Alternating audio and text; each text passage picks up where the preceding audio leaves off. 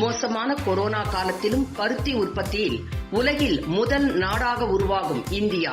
விவசாயிகளுக்கு மத்திய அமைச்சர் திரு நரேந்திர சிங் தோமர் பாராட்டு. கோவிட்-19 தொற்று சூழல் காரணமாக சாதகமற்ற சூழ்நிலையிலும் 2019-20 ஆண்டில் சாதனை அளவாக 296.65 மில்லியன் டன்கள் உணவு தானியம் உற்பத்தி செய்த விவசாயிகளுக்கு மத்திய வேளாண் மற்றும் விவசாயிகள் நலத்துறை அமைச்சர் திரு நரேந்திர சிங் தோமர் பாராட்டு தெரிவித்துள்ளார்.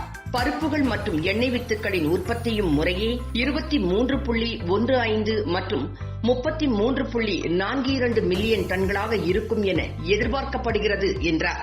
பருத்தி உற்பத்தி எப்போதும் இல்லாத வகையில் இந்த ஆண்டு 354.91 லட்சம் பேல்களாக இருக்கும் என எதிர்பார்க்கப்படுகிறது.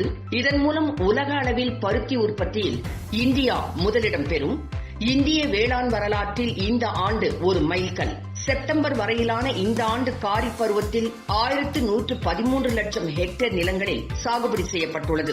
இது வழக்கத்தை விட 46 லட்சம் ஹெக்டேர் அதிகம். நாட்டின் உணவு மற்றும் ஊட்டச்சத்து பாதுகாப்பை உறுதி செய்வதில் இது நல்ல வாய்ப்பை வழங்குகிறது. இந்த மகத்தான சாதனைக்காக அரசுகளுக்கும் பாராட்டுகள் என மத்திய அமைச்சர் திரு நரேந்திர சிங் தோமர் கூறியுள்ளார். மேலும் கொரோனா முடக்க காலத்தில் விவசாயம் தங்கு தடையின்றி சுமூகமாக நடந்தது. இதற்காக மத்திய அரசு அனைத்து நடவடிக்கைகளையும் எடுத்தது. முடக்க காலத்தில் விவசாயத்திற்கு தேவையான அனைத்து விலக்குகளும் அதே சமயம் விவசாயிகளுக்கு சலுகைகளும் அளிக்கப்பட்டன. இதன் காரணமாக இந்த நிதியாண்டின் முதல் காலாண்டில் விவசாயம் சார்ந்த தொழில்கள் 3.4% வளர்ச்சி அடைந்துள்ளன.